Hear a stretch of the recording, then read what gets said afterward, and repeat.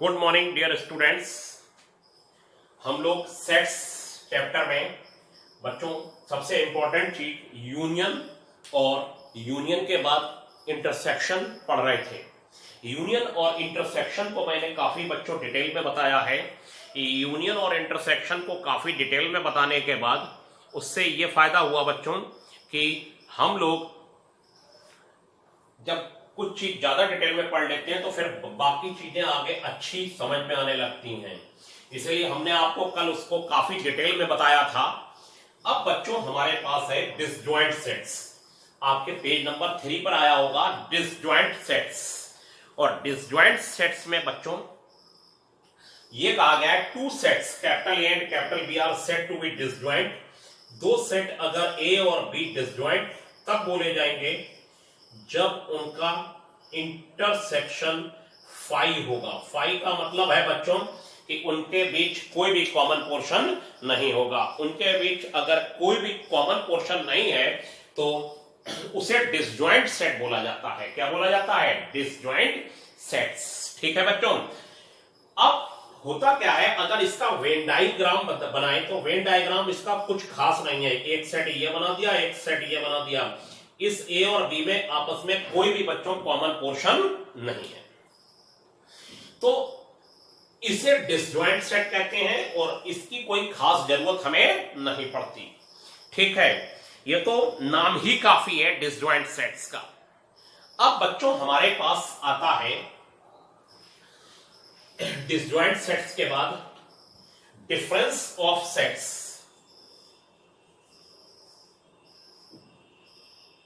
Difference of sets. तो difference of sets में बच्चों ये बताया गया है, लेट जो हमने आपको डेफिनेशन दी है, let capital A and capital B be two sets. The difference of capital A and capital B written as a minus b is the set of all those element of a which do not belong to b।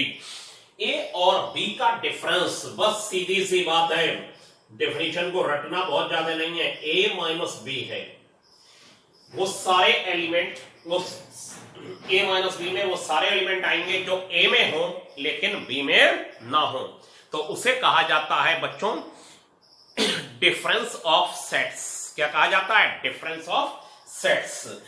जैसे कि अगर मैं a minus B की मैंने जो 10 करके लिखा है, कल यूनियन और इंटरसेक्शन दोनों में समझा रहा था, a minus B x such that x belongs to a, x a में बिलोंग करता है and x not belongs to b, x b में बच्चों बिलोंग नहीं करता।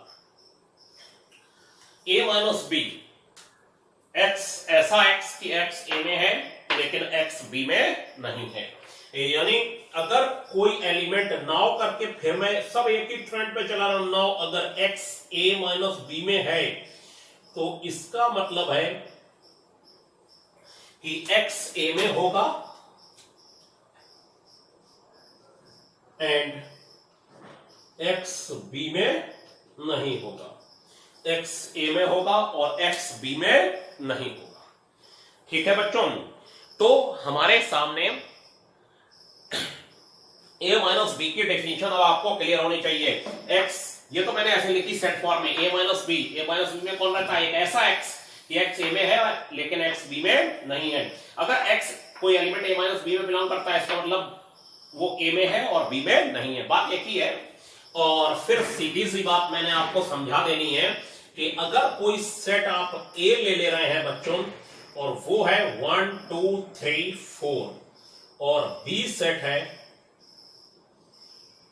2 4 6 8, तब बच्चों A माइनस बी निकालना है। बस मेन मुद्दा ये है, A माइनस बी निकालना है। और A माइनस बी में बच्चों ये होगा A में हो और B में ना हो। ढूंढिए A में हो और B में ना हो। 2 और 4 A में है और B में भी है, और 1 और 3 A में है और B में नहीं है। 1 और 3, और अगर आप B माइनस A निकालना चाहें तो वो भी निकल जाएगा, B माइनस A। 2 और 4 B में है और A में भी है, तो यहां आ जाएगा 6, एक आ जाएगा बी माइनस ए माइनस बी, और बी माइनस ए दोनों निकल के आ गए बच्चों। तो फिर हम लोगों ने डिफरेंस ऑफ सेट्स निकालना सीख लिया, और डिफरेंस ऑफ सेट्स में अगर वेन डायग्राम बच्चों बना लिया जाए। अच्छा, वेन डायग्राम का क्या मैटर है? वेन डायग्राम में भी मैटर ये चलता है कि जैसे ये है वेन डायग्राम, तो अगर ये ए सेट है और ये बी सेट है, तो फिर इसमें देखिए ये जो चल रही है मेरी, हाँ, ये इसमें ए के सारे एलिमेंट होंगे, इसमें बी के सारे एलिमेंट होंगे, और कॉमन वाले हम इस पर रख देते हैं ताकि वो दोनों में दिखाई दें। अब ए माइनस बी में बच्चों क्या होगा? ए माइनस बी में ये होगा कि ए वाले दिखाई दें और बी वाले ना दिखाई दें। तो ये जो शेडेड रीजन है, तो अगर जो मैंने आपको पेपर दिया है उसमें ये लिखा ना हो तो लिख लीजिएगा कॉपी पर, शेडेड रीजन रिप्रेजेंट्स ए माइनस बी। ये रीजन क्या शो करता है? ए माइनस बी, और ये बच्चों हो जाएगा यूनिवर्सल सेट। क्या हो जाएगा बच्चों? Universal set. तो ये हमारा हो गया डिफरेंस ऑफ सेट्स। अब बच्चों सिमेट्रिक डिफरेंस ऑफ सेट्स क्या होगा? सिमेट्रिक डिफरेंस ऑफ सेट्स, ये सब देखिए कुछ चीजें ऐसी डिलीट करी गई हैं कि अगर मैं आपको अभी बता रहा हूं कि अगर हम लोगों ने छोड़ दी, जैसे आप नेक्स्ट जो 2 एक्सरसाइज हैं वो हम लोगों ने अगर छोड़ दी तो कोई दिक्कत नहीं आएगी, लेकिन अगर कुछ पोर्शन की डेफिनेशन ही हमने छोड़ दी पूरी बच्चों और उसके आगे बढ़ गए, तो फिर 12th में तो कोरोना अगर खत्म हो चुका होगा तो सिलेबस पूरा आएगा, तब फिर बहुत दिक्कत हो जाएगी। ठीक है, इसलिए बिल्कुल डिलीट वाले चैप्टर हम लोग बाद में पढ़ लेंगे, लेकिन जो कुछ पोर्शन एक डेफिनेशन जैसे डिलीट करी गई है वो हम लोग पढ़ते रहे, लेकिन उससे रिलेटेड बेकार के कठिन कामों को छोड़ देंगे अभी और उन्हें बाद में देखेंगे। हम जो आपको बता रहे हैं उस पर विश्वास रखिए। Symmetric difference of 2 sets, 2 set का सिमेट्रिक डिफरेंस बच्चों, 2 सेट का सिमेट्रिक डिफरेंस अगर बच्चों निकालना है तो डिनोटेड बाय ये डेल्टा होता है, ये सिंबल है symmetric difference of 2 sets A and B, और बच्चों ये हो जाएगा A delta B, A delta B, A और बी का सिमेट्रिक डिफरेंस, और ये वैल्यू होती है बच्चों ए माइनस बी, ए में हो और बी में ना हो, ये निकालिए, और यूनियन निकाल दीजिए बच्चों बी माइनस ए, क्या निकाल दीजिए? यूनियन बी माइनस ए हो जाएगा। क्या हो जाएगा? यूनियन बी माइनस ए बच्चों। तो मुझे लगता है कि अब इसमें मुझे कुछ ज्यादा समझाने की जरूरत नहीं है। ए माइनस बी निकाल के, बी माइनस ए निकाल के इसका यूनियन निकाल दीजिए, symmetric difference of A and B निकल जाएगा। और जो मैंने वेन डायग्राम इसका बनाया है वो क्या है? ए माइनस सॉरी ये जो है आपका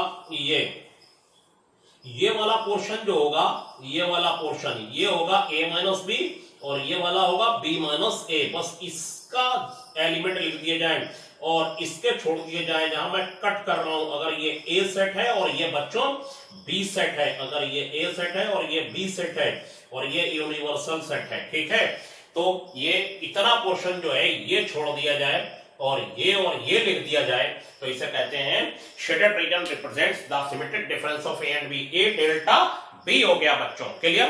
ठीक। अब बात आई थी कि किसी ने कहा था सर कंप्लीमेंट, अब ये कंप्लीमेंट सिलेबस में है या नहीं है, छोड़िए बात को, समझ लीजिए, जरा सी बात है। कंप्लीमेंट ऑफ ए सेट और complement of A set, complement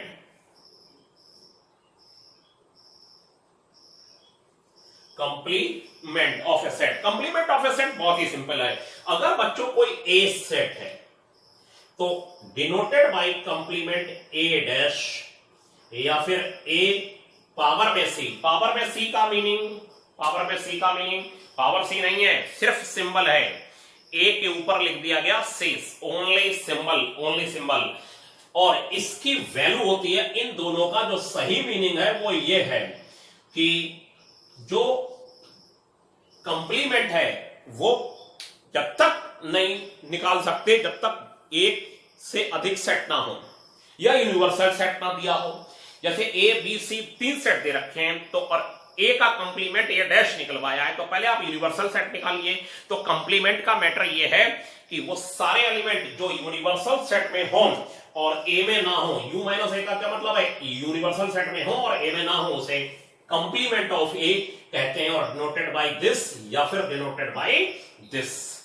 तो कंप्लीमेंट निकालने के लिए क्या, एक सेट ए पता हो और यूनिवर्सल सेट पता हो, या फिर ए बी सी पता हो और कहते ए का कंप्लीमेंट ए डैश निकालिए, तो हम पहले उसका यूनिवर्सल सेट निकाल देंगे ए बी सी के कॉन्टेक्स्ट में, और कॉन्टेक्स्ट में निकालने के बाद बच्चों u माइनस ए निकाल देंगे। क्या निकाल देंगे, u माइनस ए, और u माइनस ए क्या होगा, u में हो और a में ना हो, तो ये कंप्लीमेंट हो जाएगा।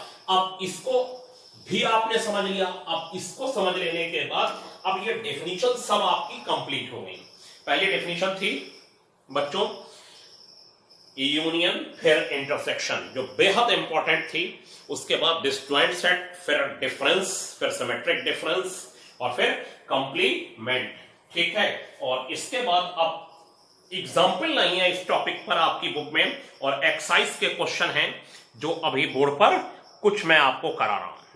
तो बच्चों अब एक्सरसाइज 1.5 हमारे सामने है, और 1.5 में बच्चों एक्सरसाइज का 3rd नंबर का जो क्वेश्चन है वो देखिए क्या है। वो कहते हैं कि let A is equal to X such that X belongs to natural number, B X such that X is equal to 2n जहां n नेचुरल नंबर है, C X such that X is equal to 2n minus 1 जहां n natural number है, D X such that X is a prime natural number.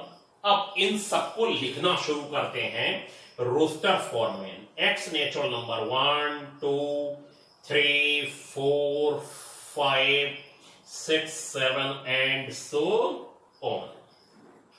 और फिर बच्चों 2n का meaning क्या हुआ, 2n का मीनिंग हुआ n नेचुरल नंबर है। इसमें टू प्रॉपर्टी है, एक्स सच दैट ऐसा एक्स कि x 2n हो और साथ में नेचुरल भी हो, तो ये हो गया 2 और 4 6 और 8 और फिर बच्चों एंड सो ऑन, और फिर बच्चों ये हो जाएगा n नेचुरल, ये हो जाएगा 1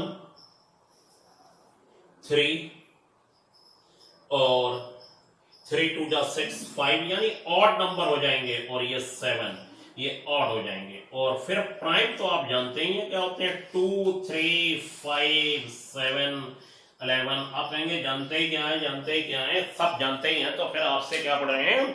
ठीक है, आप पढ़ाई क्यों रहे हैं सर। ठीक है, जरा देखिए पूरा मैटर पूरा ये है बच्चों कि 3rd में कहा गया है X such that X belongs to natural, तो सारे नेचुरल लिख लिए। X such that x 2n, 2n का मतलब हमेशा ये होगा बच्चों कि 2n इवन होगा, जहां n नेचुरल नंबर है तो n 1 लगाया तो 2 आया, 2 लगाया 4 आया, 3 लगाया 6 आया, 4 लगाया 8 आया। n नेचुरल है, 1 लगाया तो 1 आया, 2 लगाया तो 3 आया, 3 लगाया तो 5 आया, 4 लगाया तो 7 आया। इसमें n की वैल्यू 1 2 3 4 यानी नेचुरल नंबर लगाते चलिए, यहां भी लगाते चलिए, और याद रखिए 2n हमेशा इवन होगा क्योंकि ये 2 का मल्टीपल है, और 2n माइनस 1 या फिर 2n प्लस 1 ये दोनों हमेशा ऑड होंगे। क्या होंगे बच्चों, ऑड होंगे। ठीक है, अगर प्लस 1 या माइनस 1 कर देंगे और भी होता बेटा, 2n plus 2 even, 2n minus 3 कर दूंगा या प्लस 3 कर दूंगा तो ऑड हो जाएगा, लेकिन ये जनरल माने जाते हैं। तो ये 1 3 5 7 आ गया। x एक प्राइम नेचुरल नंबर है, 2 3 5 7 11 एंड सो ऑन बच्चों। अब पहले तो मैंने इसको रोस्टर फॉर्म में लिख लिया, बहुत सारे लोग ये भी नहीं लिख पाते हैं, और बच्चों फिर इन्होंने जो पार्ट अब निकलवाया है, जैसे इन्होंने कहा ए इंटरसेक्शन बी निकालिए। नाउ फर्स्ट पार्ट में आपको एक आध लिखना सिखाता हूं। ए इंटरसेक्शन बी निकालना है बच्चों, तो ए इंटरसेक्शन बी क्या हो जाएगा, 2 है देखिए कॉमन, फिर बच्चों 4 कॉमन, फिर 6 एंड सो ऑन। 2 4 6 हो गया, 2 4 6, यानी नेचुरल नंबर ऊपर भरे हैं हुए हैं और बी में सब इवन नेचुरल नंबर भरे हैं। तो कॉमन क्वेश्चन आप बताइए क्या होगा, इवन नेचुरल नंबर। तो इसे बुक में हो सकता है आंसर में ये लिख दिया हो, आप यही छोड़ा है, पूरे नंबर मिलेंगे B set, intersection B set आ गया। अब ए इंटरसेक्शन सी निकलवाया है, तो ए इंटरसेक्शन सी में 1357 आ जाएगा, तो ये सिर्फ सी लिख दिया जाएगा। ऐसे ही बच्चों आप सब इंटरसेक्शन निकाल सकते हैं, ठीक है। और सारे इंटरसेक्शन निकाल लेने के बाद आप रिजल्ट भी चेक कर सकते हैं। बस मैंने आपको ये लिखना सिखाया, ठीक। अब रही बात कंप्लीमेंट वाले क्वेश्चनों की। अब कंप्लीमेंट वाले क्वेश्चन बिल्कुल ऐसा नहीं हो सकता कि आप ना करें, कर लीजिएगा, कोई दिक्कत नहीं है। और जो a minus B, B minus A, T minus A, D minus B, ये सब हमने आपको निकालना सिखा दिया बच्चों। और जैसे इसमें 6 है एक एक्सरसाइज का क्वेश्चन, और इसे छोड़िए मत अभी, यूनिवर्सल सेट 1 2 3 4 5 6 7 8 9 और a इज इक्वल टू है 2 4 6 8 बच्चों, और b इज इक्वल टू है 2 3 5 7 2 3 5 7, ये है b is equal to. Verify that a union b निकालना है, ये मैं यहां लिख देता हूं, a union b left hand side निकाली जाए, और लेफ्ट हैंड साइड में बच्चों क्या हो जाएगा, a union b, a union b हो जाएगा 2 3 4 5 6 7 8, 2 3 4 5 6 7 8, ये a यूनियन b हो जाएगा बच्चों। क्या हो जाएगा, a यूनियन b।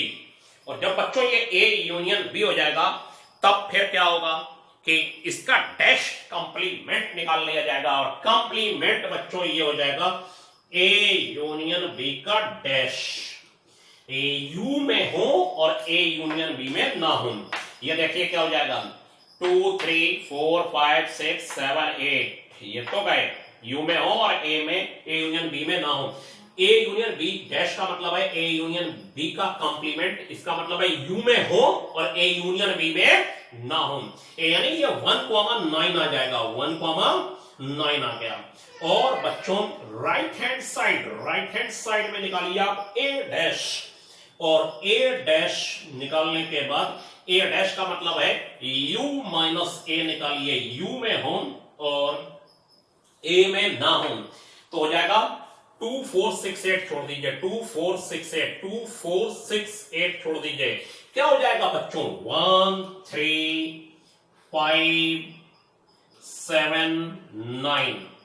और बच्चों b डैश निकालिए, और b डैश निकालने के लिए u में हो और b में ना हो, u में हो और b में ना हो, तो ये हो गया u माइनस b। तो बच्चों u 2 3 5 7 2 3 और 5 7 छोड़ दीजिए, और ये हो जाएगा बच्चों 1 4 1 4 और 6 8 9, ये हो गया। अब बच्चों इनका कॉमन पोर्शन निकालना है, इंटरसेक्शन क्या हो जाएगा 1 और 9, लेफ्ट हैंड और राइट हैंड साइड इक्वल आ गई, ठीक है, लेफ्ट हैंड साइड और राइट हैंड साइड इक्वल आ गई। A dash intersection B dash निकालेंगे तो बच्चों 1,9 आ जाएगा, left hand side is equal to कितना, राइट हैंड साइड। अब बच्चों जो आरडी शर्मा में 1.6 और 1.7 एक्सरसाइज है, बेहद कठिन है, साथ में ये पहले भी कभी सर्विस में नहीं थी एनसीईआरटी के अकॉर्डिंग, और अब तो ये बिल्कुल ही नहीं है, क्योंकि वो तो पोर्शन ही कंप्लीमेंट वाला डिलीट हो गया और उसमें सब क्वेश्चनों में कम से कम कंप्लीमेंट तो लग ही रहा है, तो फिर उसे अभी डिलीट मान लेते हैं, और उससे आपके 12th में कोई फर्क नहीं पड़ेगा। आप मेरी बात पर विश्वास करते हुए चलिए, 12th पर कोई इसलिए फर्क नहीं पड़ेगा क्योंकि आपने कंप्लीमेंट की डेफिनेशन तो पढ़ ली है, इससे ज्यादा कुछ काम में नहीं आना है, वो जो उसमें सब दे रखा है, ये तो पहले भी सिलेबस में नहीं थी कभी भी, और एनसीईआरटी के अकॉर्डिंग। और अब तो खैर पोर्शन जब डिलीट जितना हुआ है मैटर, तो अब और भी इसको अभी नहीं करा रहे हैं, बाद में देखेंगे। अब वर्ड प्रॉब्लम है और वो बच्चों बहुत बहुत इंपॉर्टेंट है, उसे हम आपको नेक्स्ट वीडियो में दे रहे हैं।